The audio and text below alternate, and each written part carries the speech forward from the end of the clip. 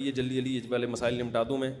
رمضان میں بغیر داڑھی والے حفاظ کرام تراویح پڑھاتے ہیں، ان کے پیچھے جماعت کا کیا حکم ہے؟ دیکھو، داڑھی رکھنا فرض ہے، رسول اللہ صلی اللہ علیہ وسلم کا آرڈر ہے، اعفوا اللحى وقصوا الشوارب، داڑھیاں بڑھاؤ، خالف الیہود والنصارى، یہود و نصارہ کی مخالفت کرو. تمام پیغمبروں نے داڑھیاں رکھی ہیں، بڑھائی ہیں.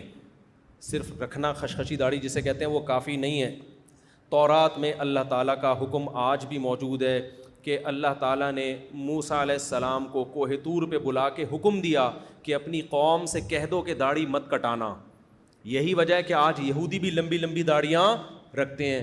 ہمارے نام نہاد مذہبی اسکالرز جو آج لبرل قسم کے اسکالرز آ رہے ہیں، ان کو یہودیوں سے عبرت حاصل کر لینی چاہیے کہ ہزاروں سال پرانا مذہب ہے، یہودی نے اب بھی اپنی داڑھی نہیں چھوڑی. ان کے مذہبی اسکالر کہتے ہیں بڑھانی پڑے گی آپ کو، اب تک تحریف نہیں کی. اور ہمارے آج کے اسکالرز کیا کہہ رہے ہیں؟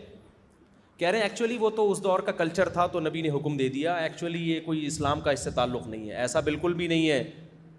اللہ تعالیٰ نے مرد اور عورت میں فرق کے لیے بہت ساری چیزیں رکھی ہیں. ان میں بہت بڑا فرق جو ایک ظاہری گیٹ اپ کا ہے وہ کس کا ہے؟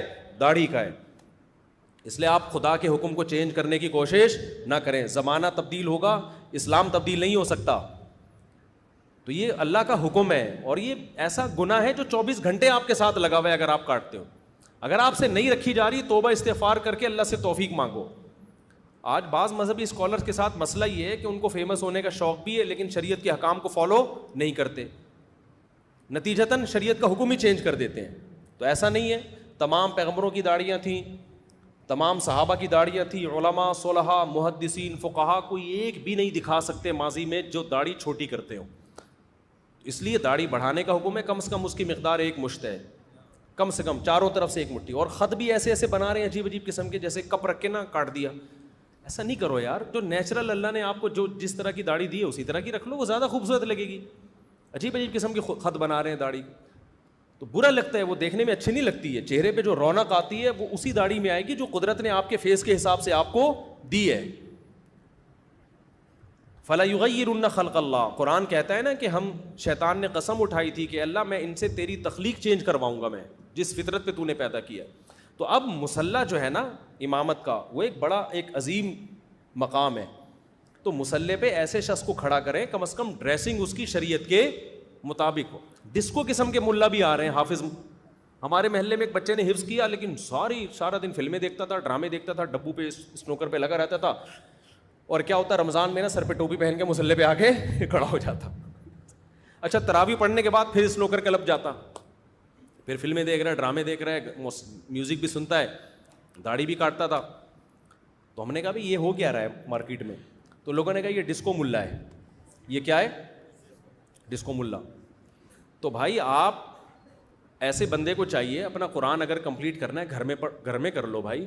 مسجد ایک اجتماعی جگہ ہے مسلمانوں کی، ایک اس کی عظمت ہوتی ہے. مصلی پہ جب کوئی کھڑا ہوتا ہے، ہمیں اندر کا تو نہیں پتا کس کے دل میں کیا ہے، چھپ کے کون کیا کر رہا ہے. ظاہری گیٹ اپ تو کم از کم ٹھیک ہونا چاہیے نا. سمجھ میں آ رہی ہے بات کہ نہیں آ رہی؟ ظاہری گیٹ اپ تو ایسا نہ ہو کہ یہاں سے جا کے اسنوکر کلب میں، وہاں جا کے فلم دیکھ رہا ہے، وہاں جا کے یہ کر رہا ہے، ساری دنیا کہہ رہی ہے بھائی یہ بندہ ہے، کیا ہے یہ. تو ظاہری گیٹ اپ کم از کم حافظ قرآن کا جو مسجد میں تراویح پڑھا رہا ہے اس کا شریعت کے کسی کبیرہ علانیہ گناہ میں مبتلا نہ ہو. کبیرہ گناہ اور کھلے عام اس میں مبتلا نہ ہو. اگر ہے تو آپ کو چاہیے کہ آپ اس کو ہٹا دیں وہاں سے، اگر ہٹانے کی قدرت ہے. نہیں ہے تو پھر کوئی ایسی جگہ نماز پڑھیں جو امام کوئی ڈھنگ کا ہی آدمی ہو وہ. کیونکہ امام کا تقویٰ اور اس کی للہیت کا اثر پڑتا ہے مقتدیوں کے اوپر. امام نیک پرہیزگار ہوگا، اس کے پیچھے نماز کی الگ برکتیں ہوں گی. تراویح کوئی چھوٹی موٹی نماز نہیں ہے، اچھی خاصی ٹینشن ہے، لمبی نماز ہے.